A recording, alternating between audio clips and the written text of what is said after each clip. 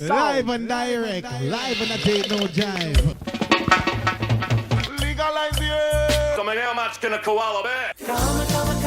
Koala bear, koala bear. Koala bear. Barry pulls a joint out of his pocket. Bill says, "Great, Barry, a reefer." Hi, welcome back to the Koala Podcast. And I'm reminding myself every time before I start to say that if you're watching this on YouTube, please hit the subscribe button because hopefully that means more people watch and, well, listen to us. Today on the podcast, I've got Sharon Price in South Africa. She started a company called Carol's Oils quite some many years ago. She'll give us the exact years, but she also does education, more sort of a medical side of stuff with regard to medical cannabis. So I want to learn more about that and how and why she does that. Sharon, thank you very much for joining us on the Koala Podcast. Firstly, I ask everybody, what brought you to cannabis in the first place? Dawn, it was quite by chance, actually. It was basically my sister Carol got a brain tumor, and I watched what she went through over the 3 years, and I had no idea on how to help her. And honestly, it was 3 months after she passed, 3:00 in the morning, I was on YouTube, and I saw a Rick Simpson video that said cannabis cured cancer. I was furious. I know how often we hang on to a false sense of hope with people mentioning this and that. But the next morning, I fortunately have a friend that is a scientist. First thing in the morning, I went off to see him, and I explained to him how these potheads were giving people a false sense of hope and a false sense of security. He sent me off very quickly and said, "Sharon, how about you go and study the endocannabinoid system and come back and have an intelligent conversation with me?" Had you used cannabis before? Yes, I had recreationally, but never. I had no idea about the proper science of it, which was probably what put me off it, because I had a lot of friends that had smoked, and they certainly got cancer, even although they smoked cannabis. So you went off and you did the course. What did it teach you? Well, at that stage, this was in 2009. At that stage, what I discovered then, there were 83 endocannabinoids, which we discovered it then, and 83 endogenous endocannabinoids in the body and in the plant. That blew me away, because immediately I realized you cannot have 83 coincidences. 83 parts in the plant that are in our body, whether we have ever smoked cannabis or not. We've consumed the big controversial component, THC, is what a newborn baby consumes within the first 3 days of his life in the colostrum milk in the form of anandamide. So this certainly made me sit up. I could see a plant made for our body, and our body made for the plant, quite frankly.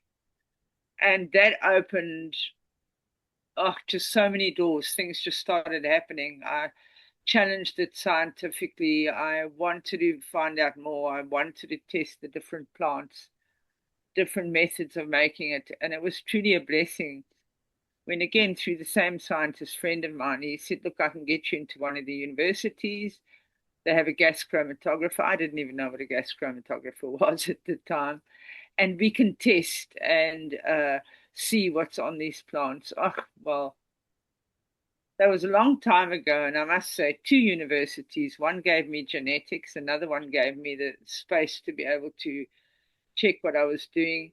And life just changed immediately. I had, at this stage, had 4 different patients, one being my mom, even with pancreatic cancer at the age of 74, have a complete turnaround in a period of 8 months, which was unheard of in the medical fraternity. And thank heavens, I had 7 doctors on the journey with us. I never claimed to be an oncologist. I never claimed to be a neurologist. At this stage, I'm a herbalist, but at that stage, I really worked and still do work very closely with the doctor. Yeah, it's interesting you talk about doctor, because I get the sense that the medical community in South Africa tend to be a little bit more open to new ideas than, say, their Australian equivalents. And look, I come from my stepfather was a doctor, he's an anaesthetist, and he also worked in South Africa in the 60s. So I met a lot of his friends. So from personal experience, I knew they were quite open people compared to the sorts of doctors that I encountered as a patient in later life, either in the UK and especially in Australia, where they're very conservative. What is it about South African doctors that seems to make them more open to new ideas? We're talking about, for example, the first open heart surgery and things like that. Is there something in the water there? What is it? Sean, it's really interesting, because that was my feeling when I spoke for the first time at the Lung Institute and in a large group of doctors on invitation. And I looked at this room of doctors, and there were some of the most conservative and also some of the best doctors that I know of in South Africa sitting in the room. Their interest overruled everything else. First of all, South Africans are very familiar with herbs. We've been brought up, we have a strong medical fraternity. I'd say 75% of people are still being treated by herbalists or sangomas in this country. So that immediately opened ideas. But the other side, I can say I'm proud of South African doctors, because they went all the way, studied the science of this, just from 4 cures. It was a colon cancer patient. It was my mom with a pancreatic cancer. And I'm not going to say the other 2, but they were full turnarounds with panels of doctors watching. So No, I think what I stunned find it really, me, really interesting, because it just seemed to be, as we know, the medical fraternity can be quite conservative, but so they seem to be able to get that balance between, conservative Western medicine and all that goes with it. And it's not as though pharmaceutical companies, don't operate in South Africa and do very well in that environment. But that parallel I find really, really interesting, because there's not many places you see it anywhere else on the planet. it is quite a thing. I think it's also, I belong to 2 medical communities. They are integrative doctors. So they're medical doctors that studied. More than one of them have said to me, I got my medical degree, I opened a private practice, realized I was killing my patients, and went back to study. So we have these beautiful communities, and some of them have been going for 15 years already, of medical doctors that really want to actually cure you. And I mean, we're not allowed to use the word cure, but they're looking at you from an integrative manner. They're looking at the emotional tie to cancer.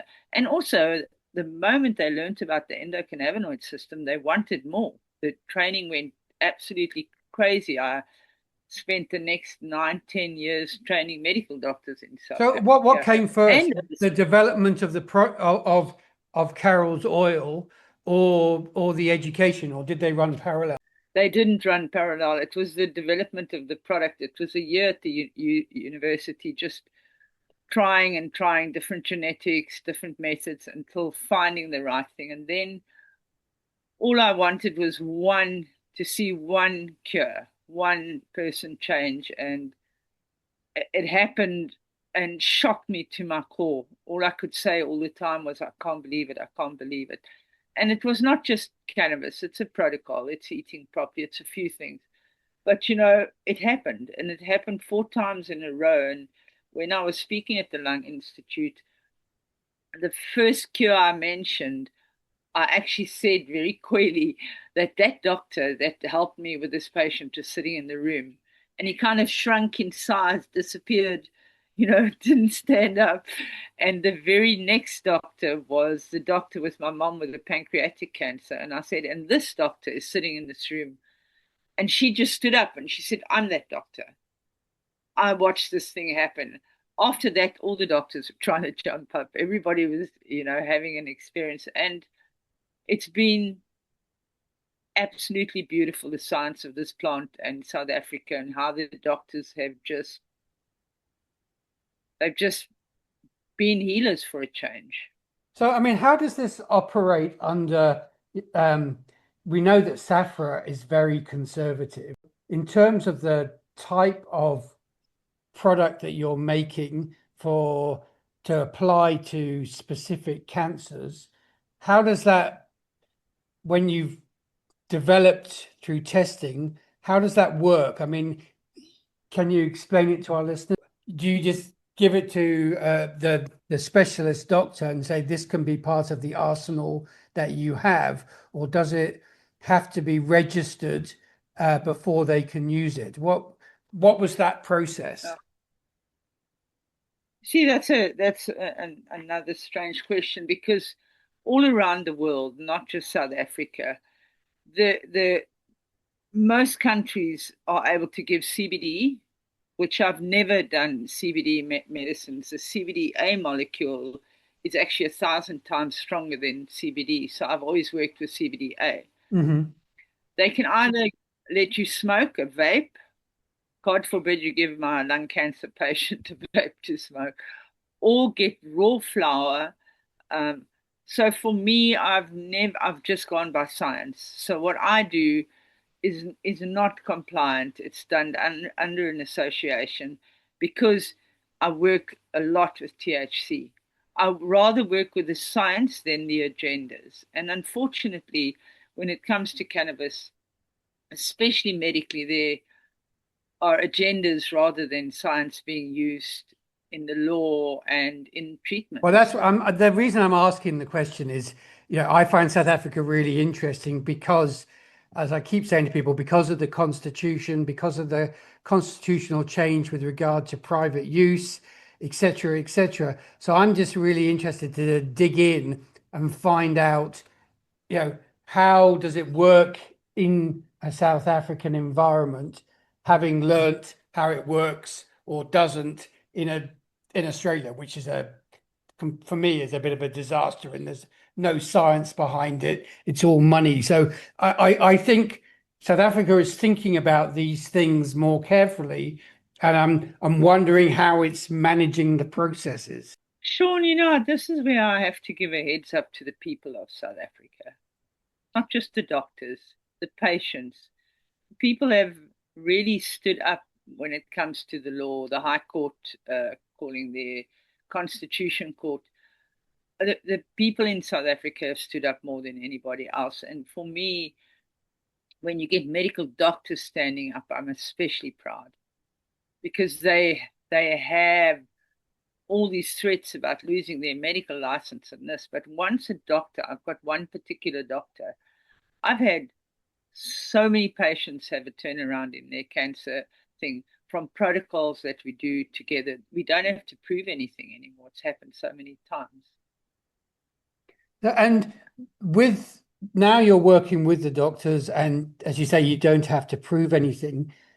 How are you spreading that knowledge? And are you trying to take that knowledge outside South Africa? And what are the reactions when you do? I think the first thing is, for the past, I don't know, 15 years at least, we've had patients flying from all over the world.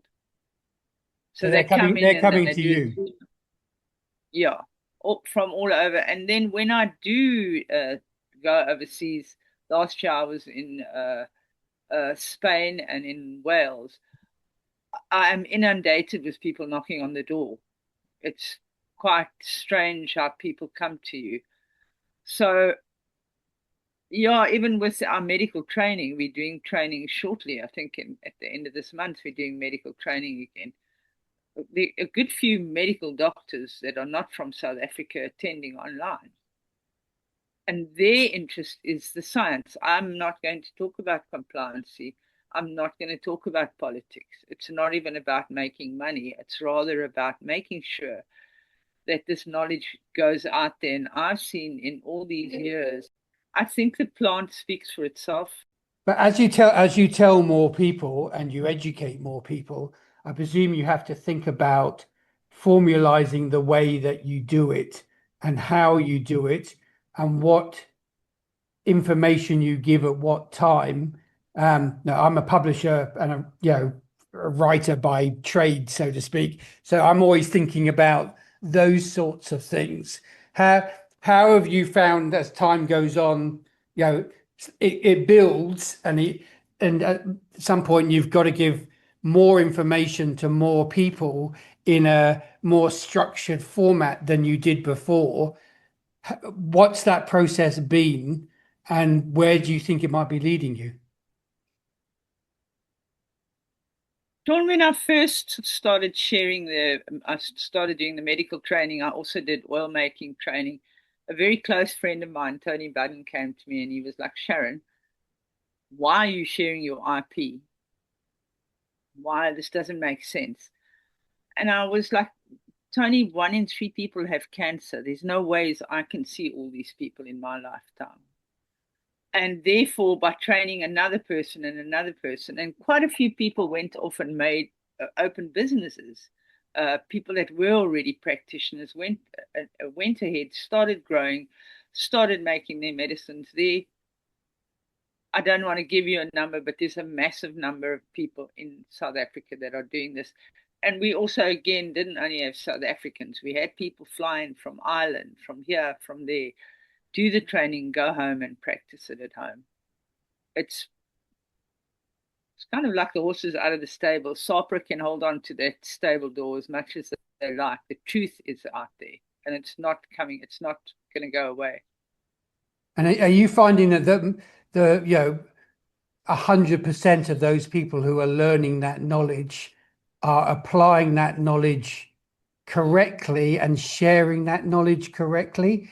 And are you interested in being able to be aware of when it isn't being shared properly? I would not say 100% at all, Sean. I can see during training who we're going to get and who we're not going to get. You can very quickly see who's clicking on the science, because I don't share every single thing, because the training is limited in hours and time. But I can see the person that gets the science, and it's just a complete change. So it doesn't even matter if we only get 20% of the people. It's a huge dent in the consciousness about plants. And mushrooms are coming into this very much now. The doctors are all phoning, asking me more and more about mushrooms, turkey tail mushrooms, lion's mane mushrooms, psilocybin mushrooms. The plants are here and they're not going away. So have you been working a lot with mushrooms concurrently with working with cannabis? Absolutely. The two are best friends. They love each other. Well, I certainly know that. That's for sure. But I mean, how do you explain that to other people? So, Sean, I have a patient coming to me and he has whatever. He has a certain cancer. The first thing I want to address, whether he's doing chemo and radiation and surgery and everything, I want to address his endocannabinoid system. And I give him one tiny little drop of an essential oil in a capsule form, in a suppository form, in a tincture form, however suits him. And we have mood improvement. We have pain relief. We have a list of things. The patient sleeps better. We have 5 or 6 things that happen immediately to support a better quality of life for the patient. Then we come in with a mushroom. So I work a lot with lion's mane and turkey tail, particularly with cancer patients. So there immediately we have the anti-inflammatory properties of the turkey tail and the mind balancing properties of the lion's mane, and the two work together beautifully. And And they're phenomenal. They're so similar, you know. psilocybin, do you also use that in cancer treatment? Absolutely. You know, the microdosing of psilocybin is huge for mood, and it's tiny doses. I would, with a palliative care patient, I would suggest a proper shamanic journey. It's a game changer for people that are passing. They go from being in fetal position from a fear thing to standing up and kind of these medicines are not going away. Hey, these are ancient medicines that really a quantum world of bioresonance is now proving without doubt that they're working things in our bodies. Do you hope that the wider medical community internationally will be more open?